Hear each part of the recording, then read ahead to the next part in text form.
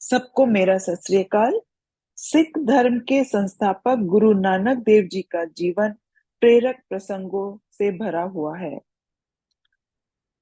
आइए जानते हैं गुरु नानक देव जी के जीवन में जुड़े 10 बेहद प्रेरक प्रसंगों को।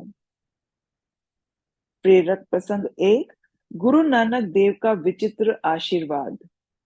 एक समय आदरणीय गुरु नानक देव यात्रा करते हुए नास्तिक विचारधारा रखने वाले लोगों के गांव पहुंचे। वहां बसे लोगों ने गुरु नानक देव और उनके शिष्यों का आदर सत्कार नहीं किया, उनको कटु वचन बोले और तिरस्कार भी किया। इतना होने के बाद भी जाते समय ठिठोली लेते हुए उन्होंने गुरु नानक देव से आशीर्वाद देने को कहा, जिस पर गुरु नानक देव ने मुस्कुराते हुए कहा, आबाद रहो। भ्रमण करते हुए कुछ समय बाद गुरु नानक और उनके शिष्य एक दूसरे गांव समीपस्थ गांव जा पहुंचे। इस गांव के लोग नेक, दयालु और प्रभु में आस्था रखने वाले थे। उन्होंने बड़े भाव से सभी का आदर सत्कार किया और जाते समय गुरु नानक देव से आशीर्वाद देने की प्रार्थना की। तब गुरु नानक देव ने कहा, उजड़ जाओ। इतना बोलकर वह आगे बढ़ गए। तब उनके शिष्य भी गुरु के पीछे पीछे चलने लगे। आगे चलकर उनमें से एक शिष्य खुद को रोक नहीं सका और बोला, देव, आपने तिरस्कार करने वाले उद्दंड मनुष्यों को आबाद रहने का आशीर्वाद दिया और सदाचारी शालीन लोगों को उजड़ जाने का आशीर्वाद दिया। ऐसा क्यों? गुरु नानक देव हंसते हुए बोले, सज्जन लोग उजड़ने पर जहां भी जाएंगे वहां अपनी सज्जनता से उत्तम वातावरण का निर्माण करेंगे, परंतु दुष्ट और दुर्जन व्यक्ति जहां विचरण करेगा वहां अपने आचार विचार से वातावरण दूषित करेगा। इस प्रयोजन से मैंने उन्हें वही आबाद रहने का आशीर्वाद दिया। अपने गुरु की ऐसी तर्कपूर्ण बात से यह शिष्य संतुष्ट हुआ और वो सब अपने मार्ग पर आगे बढ़ गए। प्रेरक प्रसंग 2, काम रूप देश की जादूगर रानी। एक बार गुरु नानक देव अपने दोनों चेलों के साथ कामरूप देश गए। वहां के लोग अपने काले जादू के लिए प्रसिद्ध थे। नगर में पहुंचते ही गुरु नानक एक पेड़ की छांव में ध्यान मुद्रा में बैठ गए।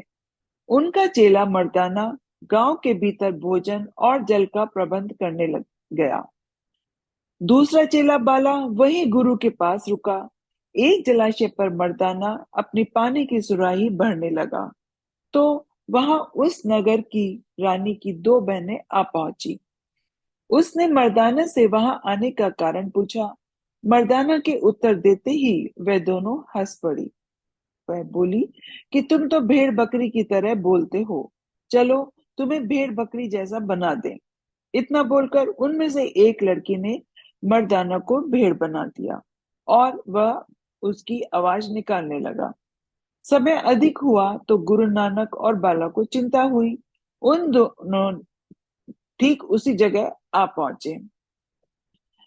इस बार उन दोनों लड़कियों ने बारी बारी मंत्र बोलकर वही टोटका गुरु नानक पर आजमाया, लेकिन उनमें से खुद एक लड़की बकरी बन गई और दूसरी लड़की का हाथ हवा में जमकर शिथिल हो गया।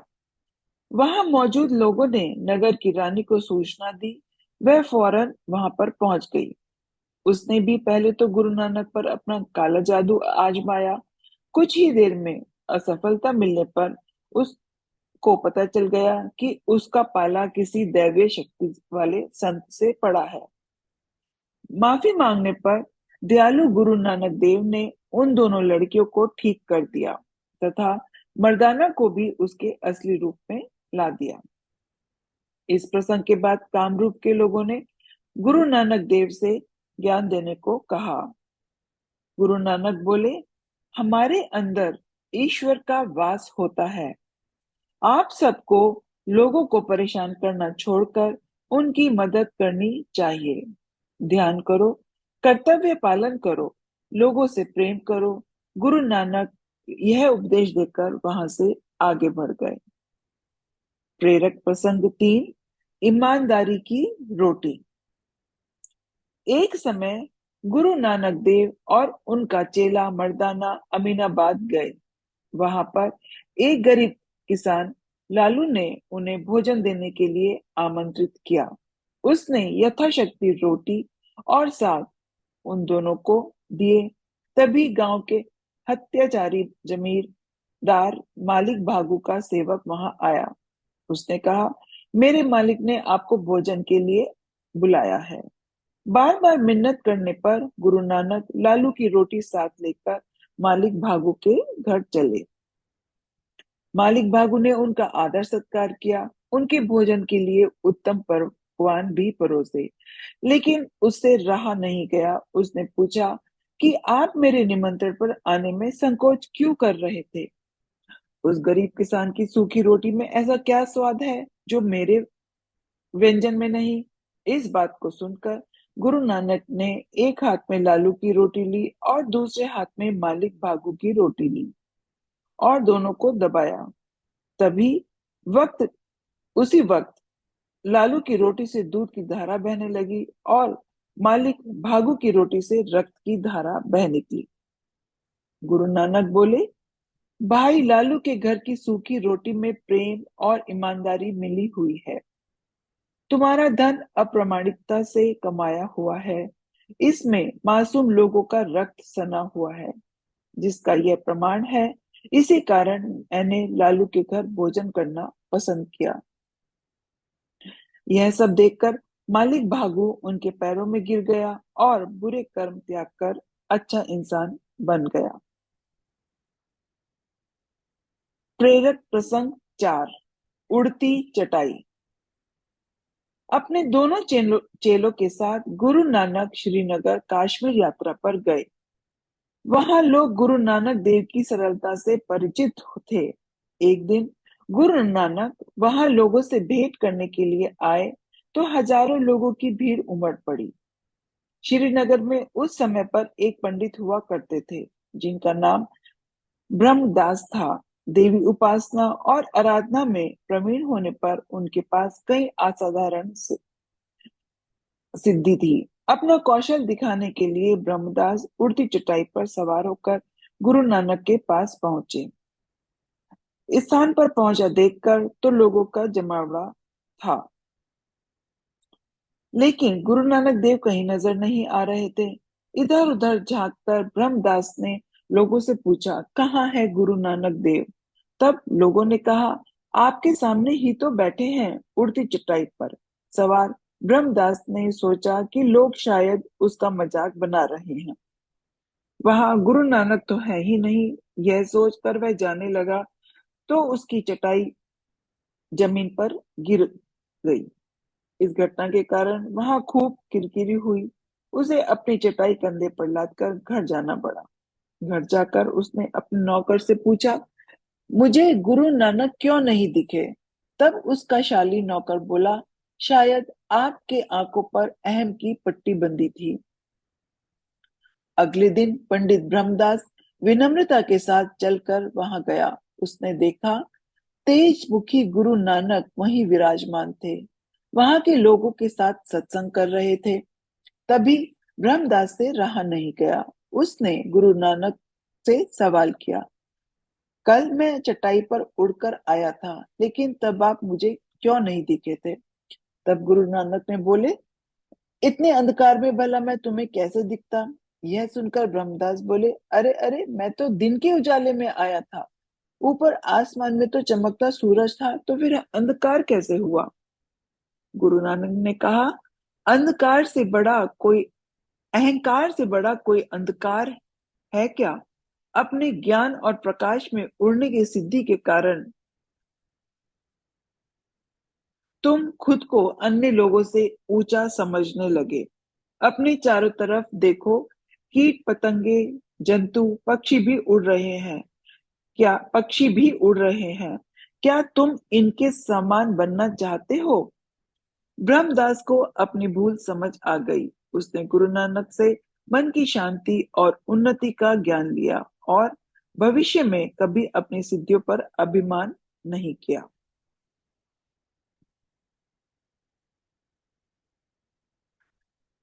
प्रेरक प्रसंग 5, पितृ मोक्ष।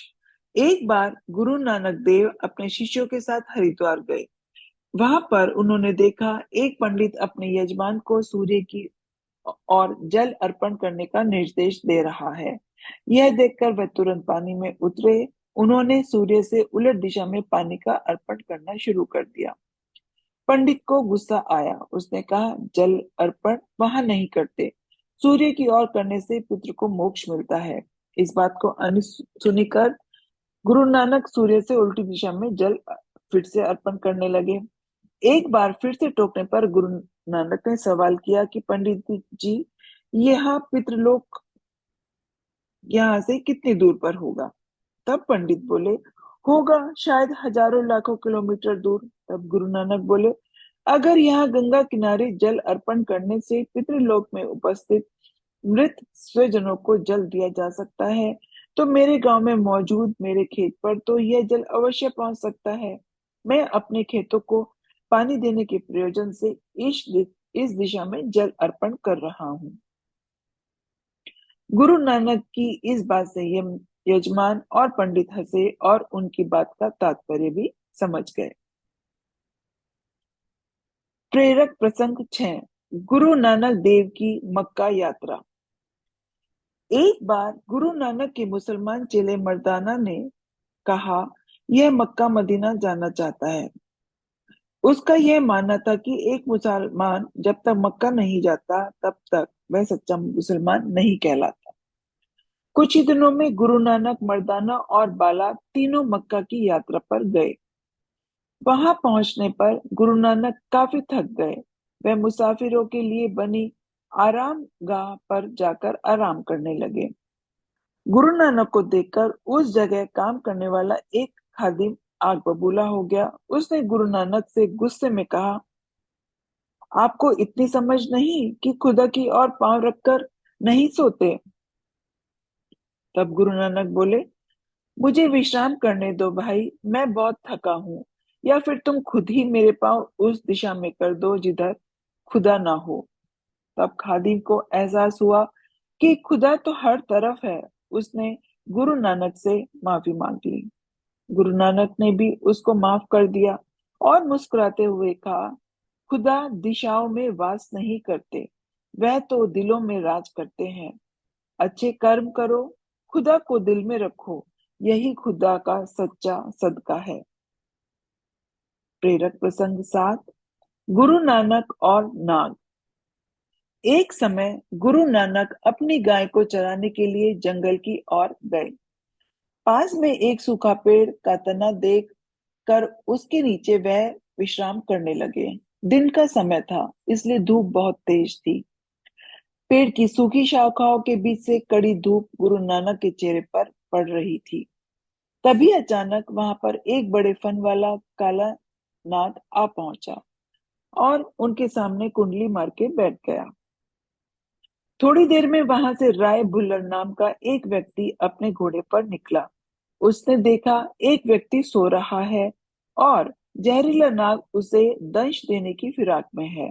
यह सब देखकर वह बड़ी तेजी से गुरु नानक की ओर बढ़े, लेकिन जब वह करीब आए तो नजारा देखकर स्तब्ध रह गए। वह काला नाग गुरु नानक को दंश नहीं देने आया था। वह अपना फन फैलाकर गुरु नानक के चेहरे पर पड़ने वाली तीक्ष्ण